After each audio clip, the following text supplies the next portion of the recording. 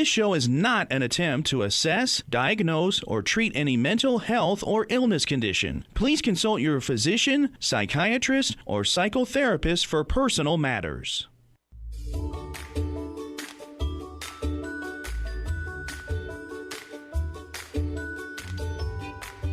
Inner Voice, a heartfelt chat with Dr. Foojan. Hello, everyone. This is the Inner Voice Show, a heartfelt chat with me, Dr. Foojan Zeine, with a big hello to Sean in studio, and a big hello to all of you who are with us today. This is a show about what matters most in our life, in our mind, our thoughts, feelings, actions, relationships, and our fulfillment in this beautiful journey of life. In this show, I'll share with you the tip of the week about ways you can resolve conflicts through your communication. And then I'll share with you the latest research in MIT regarding neuroscientists finding the longing for social interaction felt during isolation are neurologically very similar to the food cravings people experience when they're hungry. Then I'll bring you Dr. Andrea Pennington. She's an integrative physician, acupuncturist, a multi-passionate empowerment mentor, and she's the author of many books on empowering and health and healing. Today, we'll be talking about her latest book, Holistic Healing. And then I'll bring you Dr. Eric Maisel. He's the America's foremost creative coach and the author of The Power of Daily Practice, How Creative and Performing Artists and everyone else can finally meet their goals, which is a thorough and holistic approach to meeting the goals and challenges of creating an authentic and effective daily practices. Love to hear from you. Connect with me through my website, foojan.com. Follow my social media and message me with your comments and topics of interest. I also want to wish all of you a happy and a safe and joyous Thanksgiving. I want to thank all of you who are in my life and allow me to be in your life. But first, here's the tip of the week.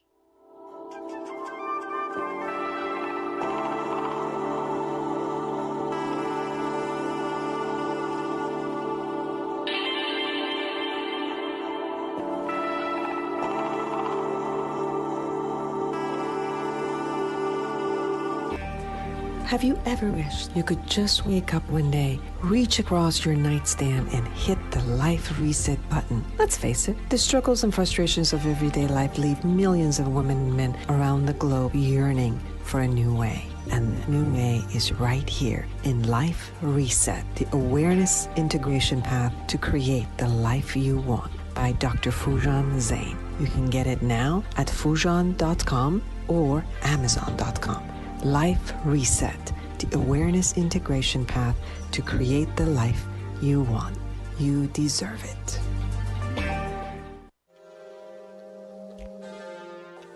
And here's the tip of the week. This week, I've been focusing on how people can resolve conflict and come to an understanding. The first point that I've been observing is people's intention and how they envision the resolution to look like and to feel like. Most people do not have a similar view of what it should turn out to be, right? Each person might prefer to see the end result of the conflict resolution to benefit them in a particular way and not the other. Most people love to win or feel like a winner.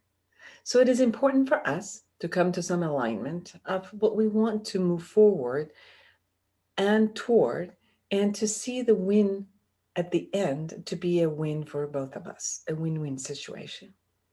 The interesting matter is that in a conflict, we tend to insist to talk to, share our point of view, want to be understood, want to be validated, and be given what we want. We may forget that the person in front of us has similar wants and needs, and it is wise to begin listening to the other person and take their needs into account. I've noticed that people say they don't want conflict, but are not aware of the way they're communicating that creates the conflict. Maybe the way that they communicate may create fear, may create anger, disappointment, or even feeling of disgust, which will not entice the other person to really want to cooperate. There are areas like sarcasm, jabbing, character assassination, insult, humiliating the other person will create more conflict and will not resolve it. Respect, acceptance, empathy, understanding, and the spirit of cooperation moves us toward the resolution of our conflict. So, regardless of whether this conflict is in our marriages, our co-workers, our management, people we know, the friends and family, wherever you see this conflict that arises, whether people are still debating about whether they should wear a mask or not, or whether they're debating about the politics and who should win, or a couple who's debating on parenting skills, whatever it is that you might find at this time in your life with another person that you're going through a conflict. So let's try these steps. Observe your thoughts, your feelings and actions. Observe how you are actually coming into the conversation. Notice your intention and your agenda for the conversation. Envision the future as if it's resolved and observe how you behave to create that resolution. How would you look like at the end of that resolution? Invite the other person to talk. Listen with an open mind and an open heart and attempt to understand their world. Repeat what they're saying and your perception of what they're saying. Inquire about what it is that it's kind of like non-negotiable for you and what it is that it's non-negotiable for them. And what is it that is your ultimate wish and what is it that is their ultimate wish? Maybe continue conversing about these two spectrums. Request from them to listen to you now with an open mind and an open heart. Share your desire and your need clearly with them. Share your non-negotiables and your ultimate wish with them. Notice all the similarities first. So talk about similarities that you guys have, even within the same conflict, and then negotiate on the slight differences that are there. And give the gift of your heart and willingness to create a win-win result. And more than anything else, reconnect with love, because of that is going to people want to give gift when you reconnect with your love. And go to my book, Life Reset, The Awareness Integration Path to Creating the Life You Want. You're going to get a step-by-step ways of becoming aware of yourself and how to communicate to creating a fulfillment in your life and everyone around you. Don't go anywhere. I'll be right back.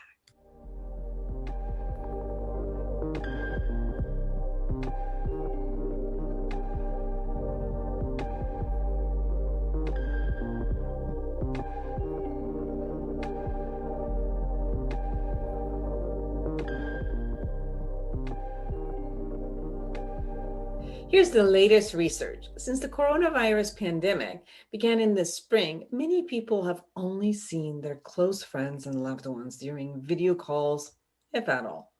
A new study from MIT finds that the longings we feel during this kind of social isolation share a neural basis with the food cravings we feel when we're hungry.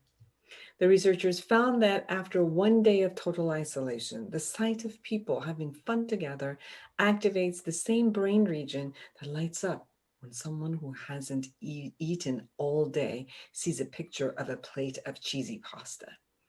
People who are forced to be isolated crave social interactions similarly to the way a hungry person craves food. The research finds that fit the intuitive idea that positive social interactions are the basic human need, and acute loneliness is an aversive state that motivates people to repair what is lacking, similar to hunger. The researchers hypothesized that when socially isolated subjects saw photos of people enjoying social interactions, the craving signal in their substantia nigra would be similar to the signal produced when they saw a picture of food after fasting. This was indeed the case.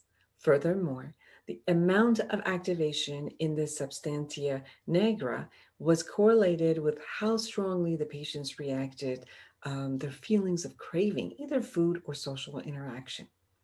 The researchers also found that people's responses to isolation vary depending on their normal levels of loneliness. So, people who reported feeling chronically isolated months before the study was done showed weaker craving for social interaction after the 10-hour isolation period than people who reported a richer social life. For people who reported that their lives were really full of satisfying social interactions, this intervention had bigger effect on their brain and their self-report. Where here you go. We know that at this time of COVID, signs of loneliness is a lot more, signs of depression is a lot more, and the yearning and the longing for being together. And sometimes that's why people are not necessarily listening and getting together, especially at the time of holidays. So be careful. Happy Thanksgiving. And I hope that during these holidays, you take care of yourself and everyone around you, because we know the same way you have a longing for an amazing turkey dish, you have a longing to be with your friends and family. Happy Thanksgiving.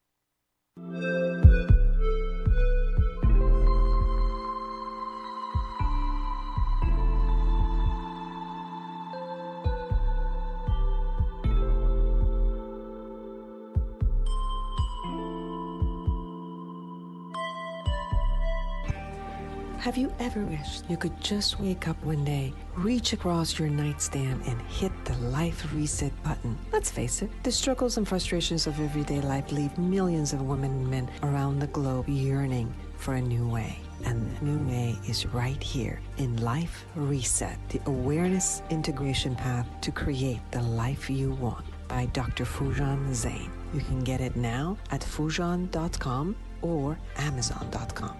Life Reset, the awareness integration path to create the life you want. You deserve it.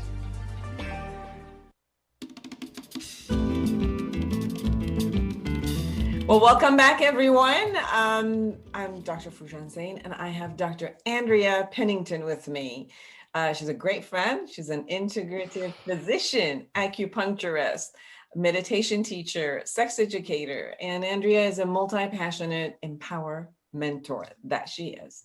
Dedicated to raising the level of consciousness and love on our planet through her personal and professional development mentoring programs. She's the author of the Pennington Plan and the co-author of international bestseller, Heart to Heart, The Path to Wellness, as well as co-authoring of Resilience Through Yoga and Meditation. Today, we're going to talk about her latest book, which is a cumulative of amazing practitioners. And it's called Holistic Healing. Welcome to the show, Andrea. Thank you so much, Foojan. It's always a pleasure to connect. So tell me, I know that you are always looking and working with many of the practitioners and the talents that are out there who are always out there for working for people and bringing their wisdom. And you also kind of accumulate this wisdom within you and kind of like integrate them and offer it to the world. So tell us about this book. Yes, I have been working as a physician for 20 years. And even though I trained in America at a traditional school, I also studied acupuncture. And through the course of the last 2 decades, I've met so many practitioners with different gifts and talents. And what I've found is that we can really heal from so many illnesses and diseases, especially when we align mind, body, and spirit. And especially when we're willing to integrate guidance from the soul, alternative and complementary therapies. And so in this book, we have 12 authors who are each sharing how they've kind of overcome a health issue, whether that was something like eczema, cancer, sciatica, trauma from childhood. There's a whole range of challenges. And each of them has found like dramatic healing beyond what the typical medical study would suggest. And each of them has found it in different ways of integrating this sort of holistic approach and really looking at their own psyche for clues. It's interesting because the healing, as I look at some of the chapters that you have, some of the healing are the concept of the self-belief and the way that we are with ourselves and in our body. Other ones are the way that they accept it, but they go through a grief process where the acceptance of it and grieving also allows the acceptance of what's going on and then releasing it. So can you share a little bit about what you've learned from all of these authors that are also sharing with us? Yeah, I love that you bring that up first, like the idea of our beliefs, because you as a therapist, you know that our beliefs drive everything, all of our behaviors. And fortunately, we're at a point in medical history where people are recognizing that the mind-body continuum is just that. It's a continuum. They're not separate. And so when you read about people who realize that their own self-narrative, like Karen Joy Almond in Holistic Healing, recognized that it's her own story that she tells herself about herself and what she deserves in life that impacts all of her illnesses. So these mentions of a couple of authors of childhood traumas and adverse experiences that impacted the way they saw their place in the world, what they deserved. We know that, of course, childhood trauma impacts us on a DNA level, but it's also these beliefs that impact the way our immune system responds or doesn't respond. So it's been kind of an eye-opener because as people have gone through this process, all of our editors join me for a writing workshop. And when you really start to trace the early and then later aspects of your life, even though you might be talking about one illness, most people can trace back these little signs that they were going to get sick. And that brings us incredible insight, because when you're aware of the part you play, I'm not saying blame, but you're aware that your choices and your beliefs impact you, that shifts everything. Like one of our authors, Kati Liebskin from Germany, she recognized that when she got this diagnosis of breast cancer, just finishing her university studies, she knew that she had to make some shifts mentally. And this was, of course, before the law of attraction was a thing, but she literally manifested opportunities to work with the best surgeon and to be sent to the best post-op treatment based on tuning into her intuition and what her body needed, all the way up to the point of telling the doctors, okay, this treatment is not working for me. This treatment is I'm done with it. And she's been cancer-free now for well over a decade. So it's been a joy to read these stories and to get to know all of the ways that we can kind of tune into our own wisdom, leaning on practitioners when we need it, and opening our mind to alternative therapies as well. I remember having this idea, and even from childhood, I remember my mother used to say, if you're not dead, you're going to school. I don't care that you're sick. And that has become my motto, which is like, I have this thing in my head, which is, I don't have time for sicknesses. Like, I'm sorry, illness, I'm sorry, I just don't have time for you. I got to be productive all day. But then aging, not illnesses, aging started knocking, and it's like, I don't think so. Like, you're not going to be able to do that. So that was like the first sign of saying, I need to listen to my body. And, but it's interesting of that concept of, I don't have time for illness. It's put me in a position where, thank God, everything, even if it was at the beginning, it's kind of like it went away. So I do definitely, obviously, with what I also work with, have a lot of self-belief in what we do. But there's also this concept of it being part of reality where, at this point, there's a distinction about how we look at ourselves and our body, which is positive, versus the fantasy and not listening and really looking at the reality, which we see a lot maybe with COVID, which is, I'll just won't get it. Like, I don't need to practice all this stuff. I just know that if I'm really healthy and I've got a, really good immune system, it doesn't matter. I just won't get it. And if I get it, it's going to be, who cares? It's just going to be okay. Can you talk a little bit about the distinction between how we believe something versus, the fantasy that we hold? Yeah, your story so reminds me of Siv Harsta in the book. She's this amazing adventurer from Norway. And like you, she grew up in a family where laying out on the couch was not an option. It was like, if you're alive, you're doing something, like you're active, either you're working or, you're helping out. And she got to a point where she was at a really high level, head of HR, working in corporate, and took on another person's responsibilities. And they kept promising her, oh, we're going to replace that person. But the workload kept increasing and she wasn't saying no. And in her own mind, she was like, oh, okay, well, I can suck it up for a little while longer. In a couple months, I've got a 2-week vacation. I'll be able to rest. And then she got to a point, she didn't even recognize that she was in burnout. It was a colleague that looked at her and said, you are not okay. You do not need to come back into this office next week. And at first she was like, what?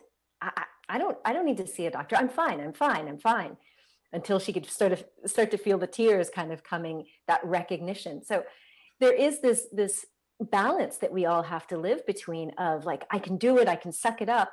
But when it comes to burnout, for example, there are a lot of behavioral patterns and emotional programs that will lead us to not listen to the body, to not stay in tune, and to go beyond the reality. And fortunately, in Siev's case, she was forced into time off. Literally, when she went to the doctor, her blood pressure was so sky high that she was told, you can't exercise, you can't do anything that's going to raise your heart rate, you've just got to chill. So imagine like you being told, if you're not sick, you're going to school. If you're not dead, you're going to school. She was forced into, rest. And so imagine what your mind is saying then. It's like, no, who am I if I'm not being productive?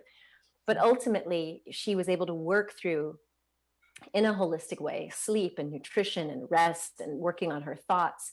And she not only recovered from burnout, she ended up climbing Mount Everest. So talk about a big major goal after burnout. And this had happened to you, your personal life story as I know it, and we've chat a bit about it, is the same thing. Like you were on TV, you were the director, I think, for Discovery Channel, right? Yeah. Yeah, you were the clinical director for that. You had everything that you were going in at one point. I'm like, I'm going to France. Yeah. Say a bit about you. Yeah, I mean, I hate that I had to like hit rock bottom, but some of us are that way. Like I had been programmed to do and work and achieve. And but it did get to a point where the emotional stress and the depression and anxiety got to a level where I didn't even want my life anymore. Mm-hmm. And when it got to that sort of rock bottom, that's when I finally surrendered. And as you know, was on vacation in France and had a literal out-of-body spiritual awakening. And it made me look at every aspect of my life differently. And it shifted everything. And now I know that for me to be truly well, I have to incorporate a whole host of things. And they all go into my calendar first.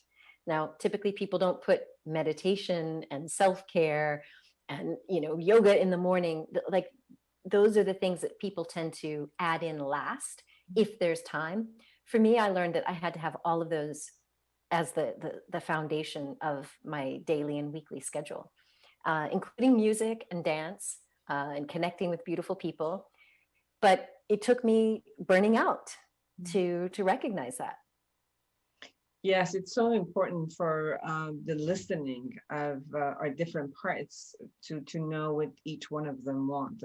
For people who are really striving and moving forward and wanting to do that, missing another part of them, which is knocking at the door and saying, hello, you need to take care of me. When you've gone through your own healing and when you've accumulated all of these amazing people who are going through their own healing, if you could share, what are the components of the healing that you have learned? So part of it is the noticing, identifying the path for you, whether it's the shifting the mind or paying attention or bringing a certain type of practices in your world.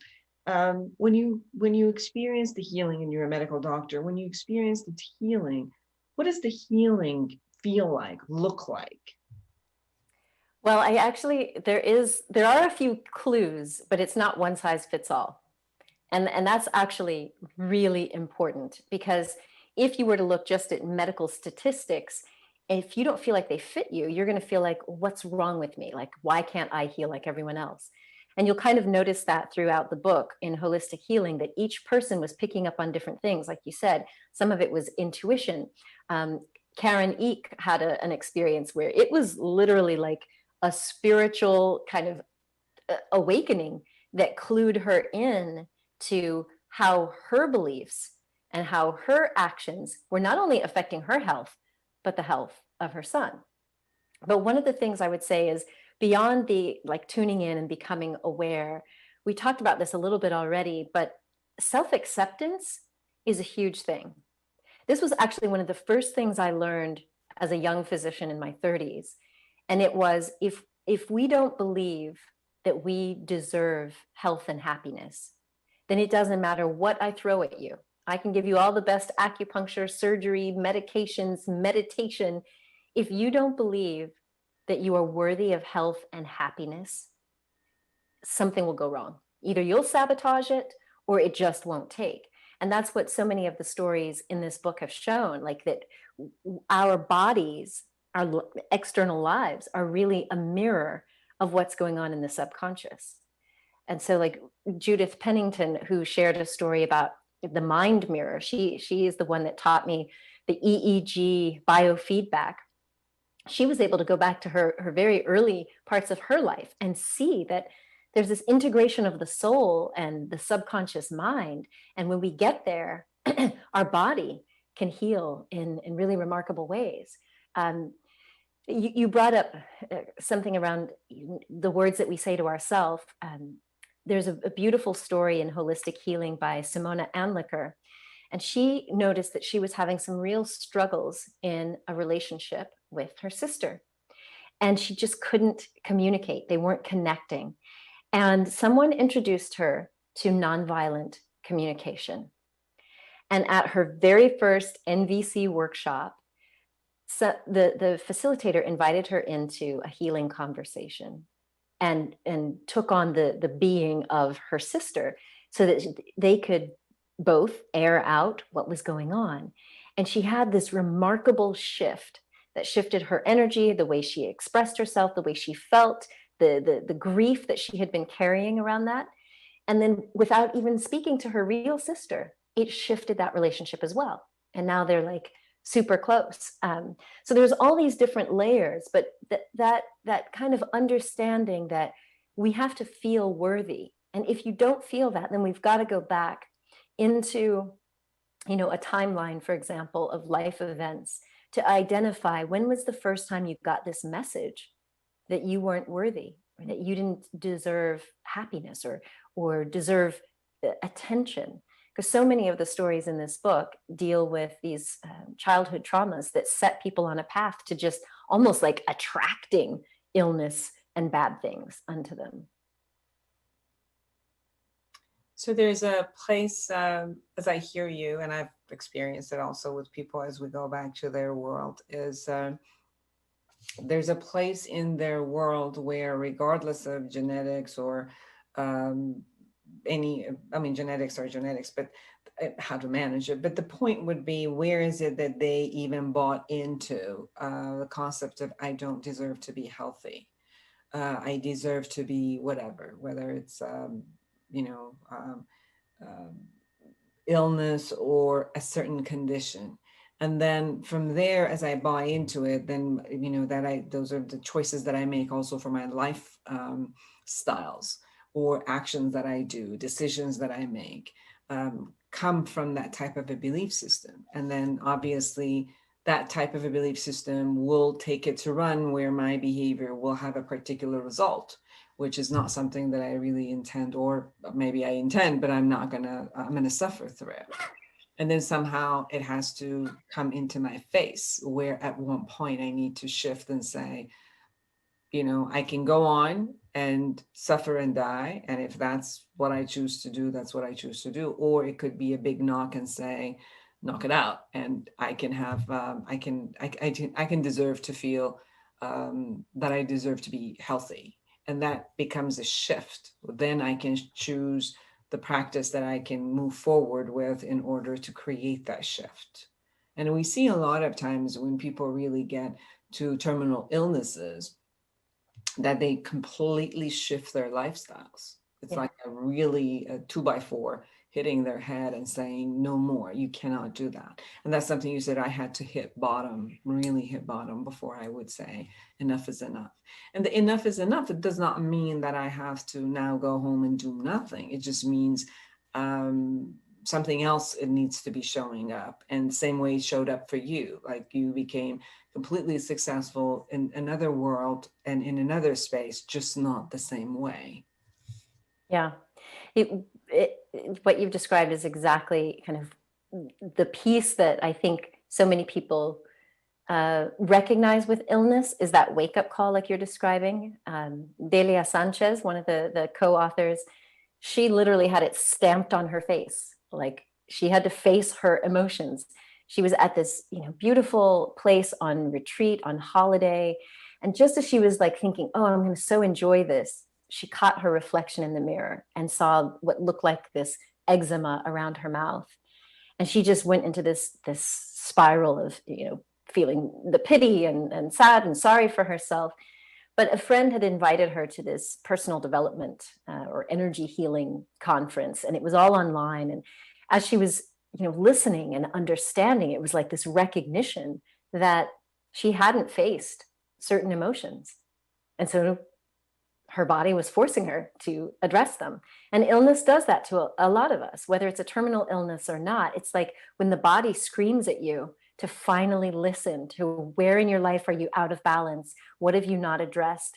If it's about a matter of self-care, like in our burnout examples, or it's a matter of healing the past trauma, the body's going to scream for what it wants. Mm-hmm. And when we listen, there's almost this magical kind of shift where we can accept whatever that healing remedy is, and the body can return to a state of wholeness and well-being. And that was something that I learned very early on with acupuncture.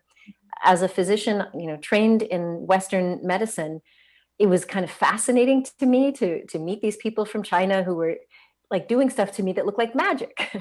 It's like, how is it just these tiny little needles that you're saying you're moving energy and healing disease, until I did it myself. Mm-hmm. And so, we've got people in the book who talked about sciatica and back pain and then integrating Ayurveda and yoga and acupuncture. And all of these have this energetic component to them.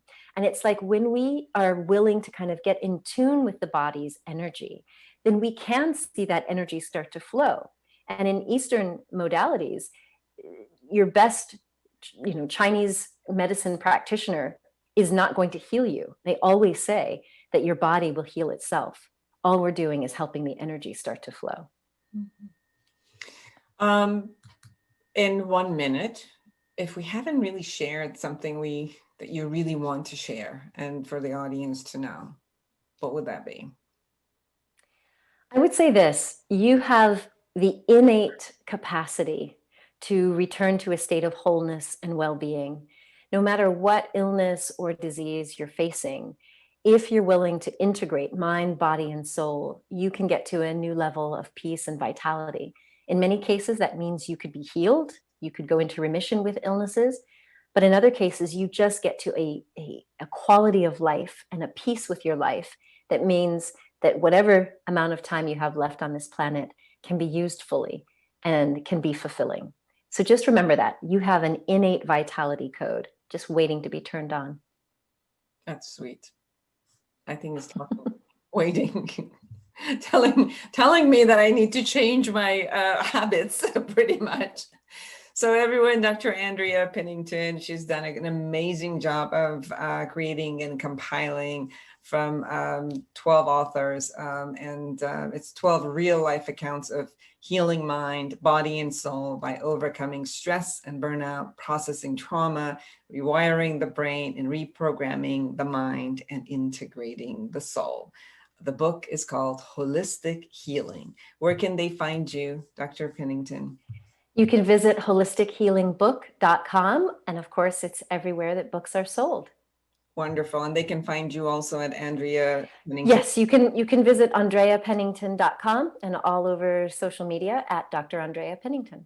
Thank you so much for spending the time from the other side of the world, France and Denmark, to be with me. Thank you, Foojan. It's a pleasure. Don't go anywhere. We'll be right back.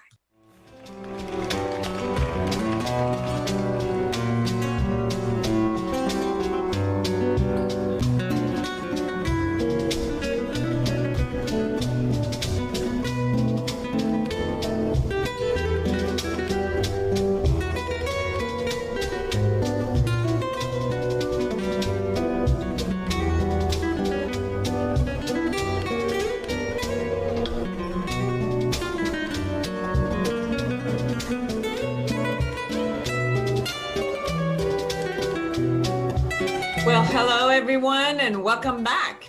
I am excited to be with Dr. Eric Maisel. He is the author of more than 50 books on creativity and personal growth, including The Power of Daily Practice, which is widely regarded as America's foremost creativity coach. He is a retired family therapist and a noted leader in the movement known as critical psychology.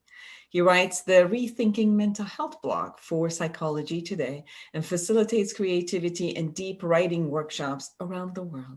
We're going to talk about his new book, his latest book, The Power of Daily Practice, how creative and performing artists and everyone else can finally meet their goals, which is a thorough and holistic approach to meeting the goals and challenges of creating an authentic and effective daily practice. Welcome to the show. Lovely to be here. So I've noticed about your book that you have created it within like 3 different setups. So first tell me what got you to want to practice this way? What in your life brought you to that space? And then obviously to bring it out and share it with the rest of us. Well, I've been working as a creativity coach for 30 years or more, working with creative and performing artists. And what I've noticed over that time is that in order for them to get their work done, they really need to do it in a daily way. Because as soon as they start to skip a few days, then they end up losing weeks and months and years. The danger isn't losing a few days. That's neither here nor there. The danger is losing long stretches of time. If you don't work on your novel for a few days, suddenly 6 months has gone by with all kinds of ordinary duties and responsibilities. Folks get very disappointed when that happens. So the only thing to really insulate them against that problem is to get to their work very regularly, if not every day. I try to convince my clients to do whatever is important to them on a daily basis as the only way to get that work done. I totally get you because I've had my second book. I think it has taken almost 4 years and is exactly what you're saying, which this could have been done. Like I remember I took myself to another location and stayed there for 1 week and kind of like finished all the chapters. But then from that day to this date, which is coming up with the last editing, it's 1.5 years, which kind of just went out of my mind and, keep thinking about it. But to really put a structure in doing it, it took a whole different concept. So I know that you have put 3 different parts in your book. So tell me the reason why you separated these 3 different parts. Well, the first part of the book describes what I think of as the elements of practice. That is what goes into making a strong practice. There are quite a few different elements. Then the second part talks about varieties of practice. Most folks don't realize all the different sorts of daily practices that they might initiate. The one that naturally comes to mind is a creativity practice, a daily writing practice or painting practice. But there are all kinds of other practices, including one that folks have been finding very popular in reading the book, and that's what I call a warrior practice. A lot of folks need to build their self-confidence and take risks, and So many of us are solopreneurs, solo entrepreneurs who have to do a million things in order to have a career. And we kind of have to be a warrior to do that. We have to reach out to folks, even if that feels scary, etc. So the second part of the book has to do with all the different kinds of daily practices that are available. And then the third part, which in some ways may be the most important, are all the challenges to daily practice, the things that get in the way, the reasons that we don't maintain a daily practice. And for most people, there are an awful lot of those reasons. And for those reasons, they never do get that daily practice put into place, or if they get it started, they don't maintain it very well. So, Dr. Maisel, two things that I've wanted, and I keep saying it, and it doesn't happen. So work on me, please, work on me. One is a daily practice of meditation. Yep. It kind of comes and goes. And then I get up in the morning and I'm like, no, I got a lot to do. And I can't just sit there and calm myself down. And when I've tried it, it's more like, okay, I gotta get up. And then the other one is the daily concept of some sort of an exercise.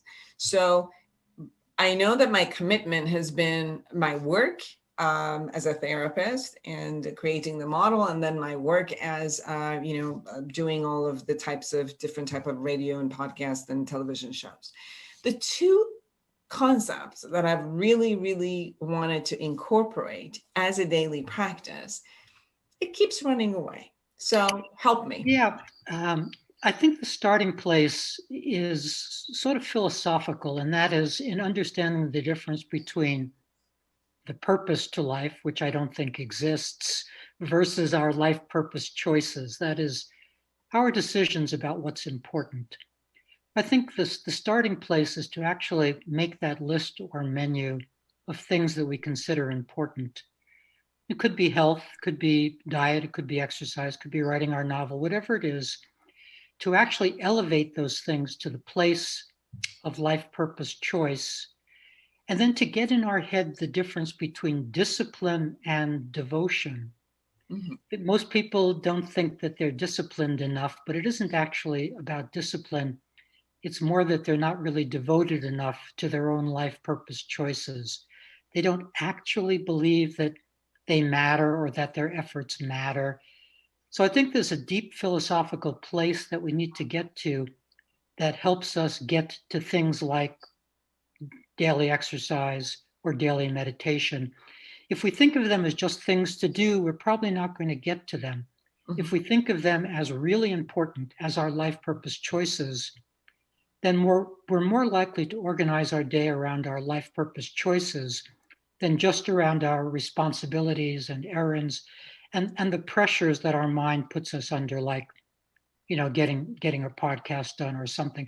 So sort of the things that are more straightforwardly present. We're going to do the more straightforwardly present things unless we've come to the conclusion that we better live our life purpose choices first. So when you say look at the purpose of life first and then allocate some things that are not necessarily a chore like or a responsibility or a task to do, but then attach it or combine it with your purpose, can you say a bit more about how to define the purpose and how to bring them together in order to not have something just looked upon as a task to do?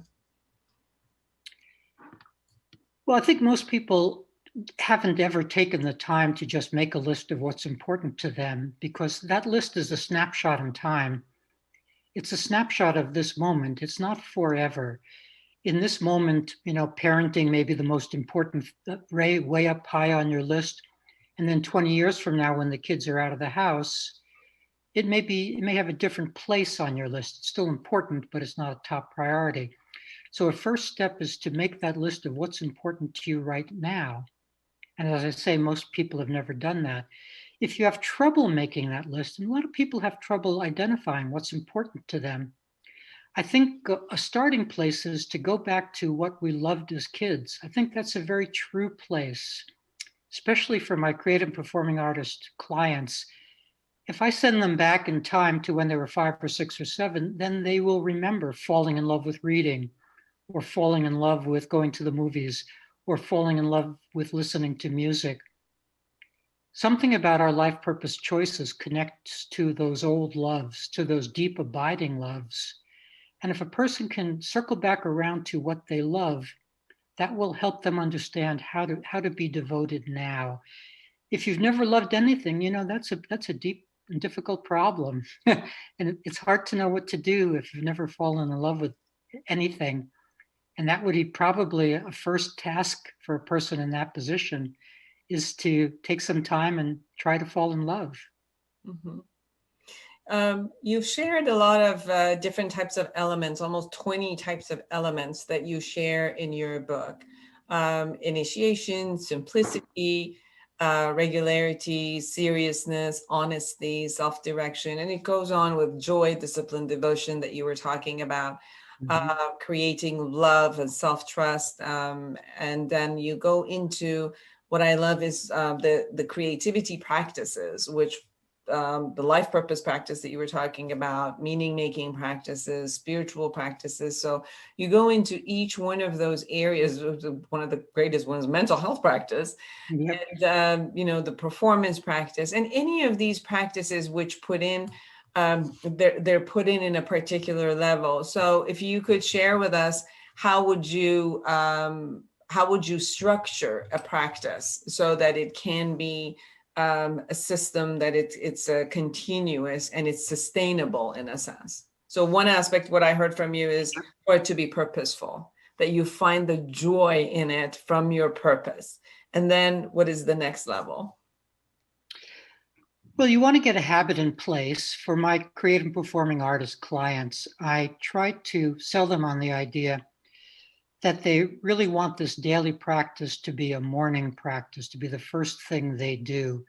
And there are three big reasons for that. The first is, obviously, if you were to work on something every day, you'd get a lot done. So that's the most obvious one. But the reason for it to be a morning practice is that you get to make use of your sleep thinking if you have it be a morning practice. Our brain works at night. Of course, it dreams. We all know that. But it also thinks. In REM sleep, it's dreaming. In non-REM sleep, it's thinking. And it'll be thinking. If you're a poet, it'll be writing poetry. If you're a mathematician, you'll be solving math puzzles. If you turn to your creative practice first thing each morning, you get to make use of that sleep thinking. And that's a big deal, because you will have added an hour or two to your creative day by doing nothing more than turning to your work first thing. And then the third reason for it being a morning practice is that by getting to something real and important first thing each day, then you have the experience of having made some meaning on that day, first thing, and the rest of the day can be half meaningless and you won't get depressed. A lot of people are a little sad all day long because they're not getting to their real work. They stay in this maybe place of, maybe I'll get to it this evening, maybe I'll get to it this evening, and they never do. We're too tired by the end of the day, and we're a little too sad by the end of the day by virtue of not having gotten to our real work.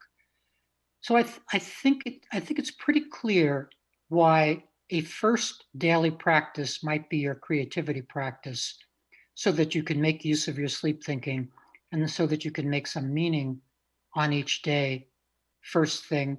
And then you can get on to your chores and errands and then think through what other practices that you might want to get to on a given day. I think of each day as a kind of negotiation between these important daily practices and the other stuff. And if you start out each day thinking of it as a negotiation, then you can figure out how to organize your day such that you get to 2 or 3 of these daily practices each day. You said something that was interesting to me, and you said that people get sad during the day because they're kind of constantly evaluating whether they were productive or not, or useful or not, or were they kind of living, in their purpose or meaning that they were giving or not. And that if they don't do it throughout the day as they're going, that level of, maybe, I'm calling it maybe like emptiness or purposelessness, creates some level of sadness. Is that what I was hearing from you? Absolutely. You mentioned in the intro that I'm in that area of psychology known as critical psychology or critical psychiatry, where we kind of dispute ideas like clinical depression as opposed to ordinary language things like sadness and despair. I don't believe that there is a mental disorder of depression. Rather, I believe we get sad or we despair and we get disappointed and all of those ordinary sounding words. And a lot of people are sad and don't really believe that they or their efforts matter.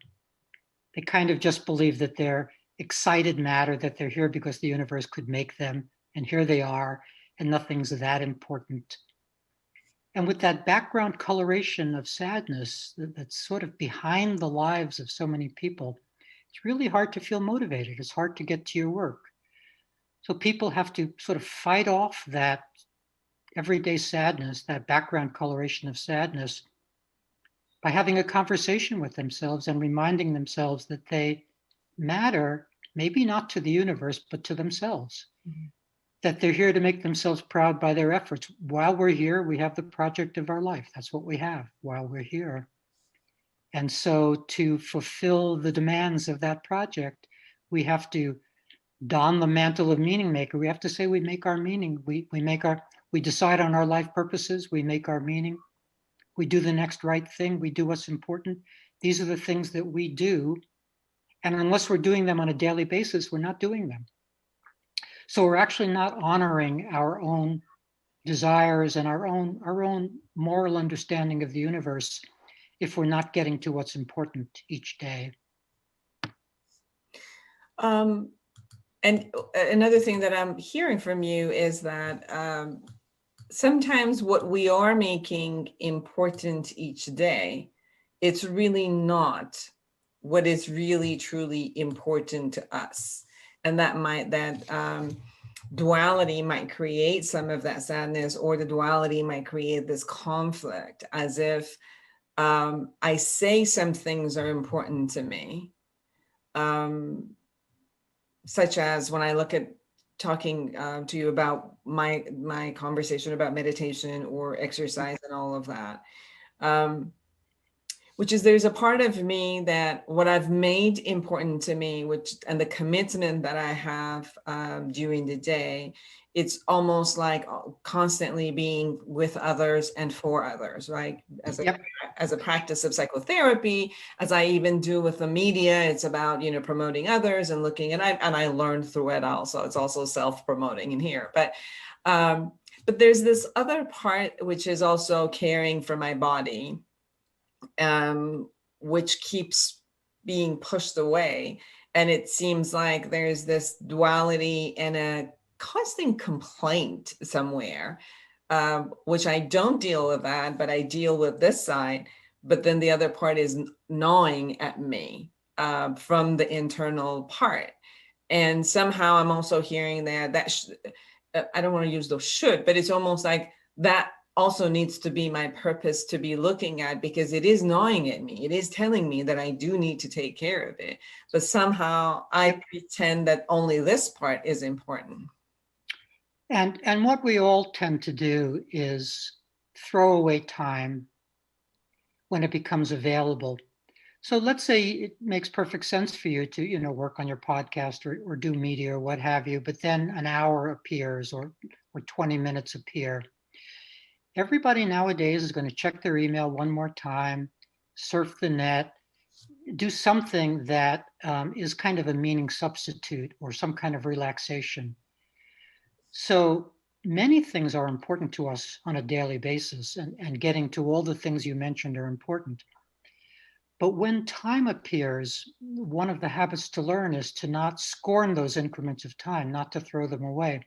And to get into the habit, it's a hard habit, get into the habit of not checking our email for the 1,000th time, or not checking the election news for the 1,000th time, or not checking the COVID news for the 1,000th time, but to move on to another one of our life purposes.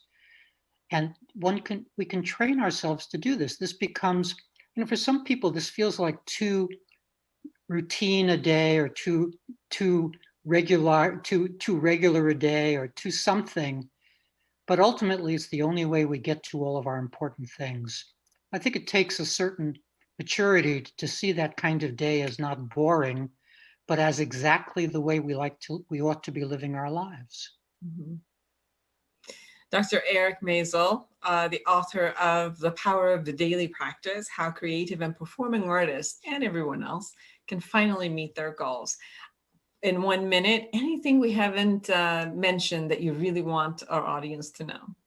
Well, let me just say quickly that one of the problems with daily practice is that people think they should be making progress in their daily practice, but progress isn't as important as showing up.